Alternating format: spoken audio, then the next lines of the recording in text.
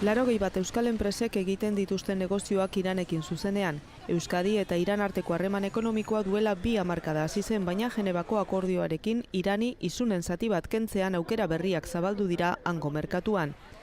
Makina erreminta, eraikuntzarako materialak eta automozioko piezak dira betidanik Euskaditik Iranera esportatu direnak. Infrastruktura ugari egin behar die Iranean eta gu produktu asko dauzkagu komplementarioak eraikuntzan.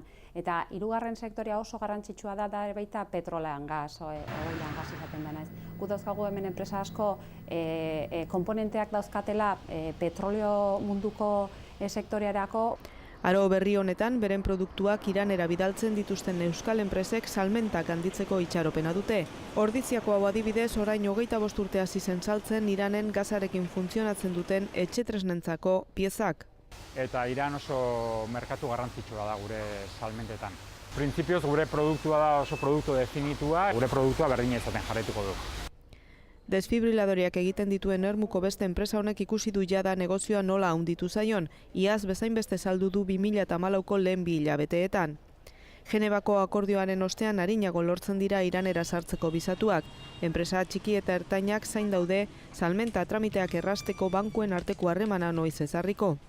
Nazioartearen jarrera aldaketarekin konponbidea iritsi zaio Bizkaiko enpresa honi. Honak gasaren sektorerako makinak esportatzen ditu Iranera eta 2012an auziperatu egin zuten Teheranen programa nuklearrari mesede egiten ziolakoan. Iran ekialde ertaineko 2. herrialdea da, 3 aldiz Espainiaren azalera du, 75 milioi biztanle eta kokapen estrategikoa Persiar Golkoan munduko energia trafikoa kontrolatzeko.